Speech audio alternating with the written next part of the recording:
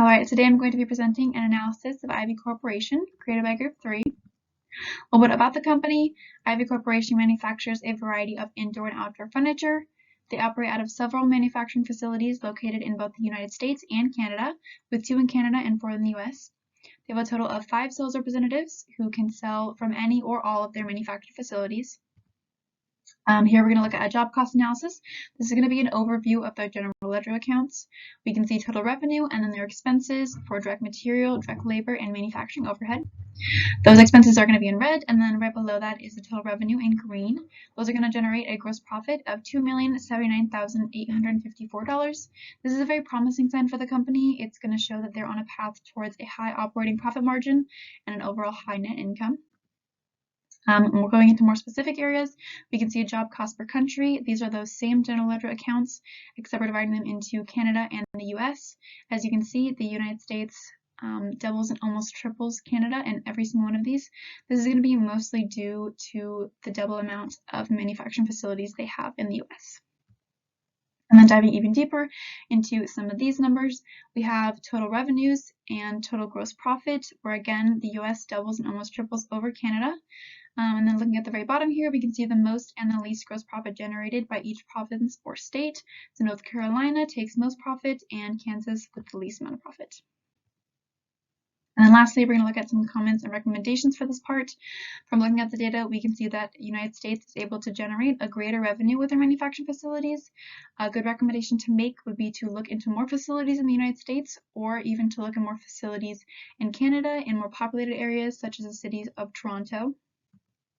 Next, we're going to look at the jobs specifically. So here we have a pivot chart analyzing the top 10 jobs leading in gross profit, and then right beside them we have the revenues. There are some patterns here to note. The Green Money Store and the Goldfish Corporation were the only 2 companies that had purchased more than 1 job in this whole 10 list. This could be because of these 2 companies are buying more expensive jobs and not necessarily buying more jobs. So if Payne sold the majority of the jobs out of everyone else, selling 4 out of 10 of these, again, it could be because she's targeting companies with more expensive needs, and those jobs did therefore generate more revenue. And then lastly, we're looking at North Carolina. North Carolina manufactured the most jobs at 6 out of 10. This could be because of the warmer summer climate. North Carolina does have a bigger need for outdoor furniture as opposed to some place like Ohio or Ontario, for example. And then lastly, we do have one recommendation for this part. That would just be to continue targeting companies that are going to use or sell these outdoor furniture because of those warmer climate states. It's going to bring in a larger revenue by selling more of these outdoor furniture. And then the last little part we're going to go into is the sales representatives. This pivot chart is going to be showing us all the revenue generated by each of the 5 sales representatives and then also in their respective facilities. For Ivy Corporation, most of their sales representatives generate revenue within a certain geographical range, and then obviously the larger the area, the greater volume they're going to produce. North Carolina and Texas produce the most revenue across all sales representatives, and Kansas and British Columbia produce the least revenue. Anna Garza brings in the most revenue. She focuses on places from Texas, North Carolina, and Ontario, and then Catherine Klein was producing the least amount of revenue. Alright, lastly, we're going to be looking at some recommendations for this area. Each sales rep should be assigned areas where they can focus on dominating that particular market or area.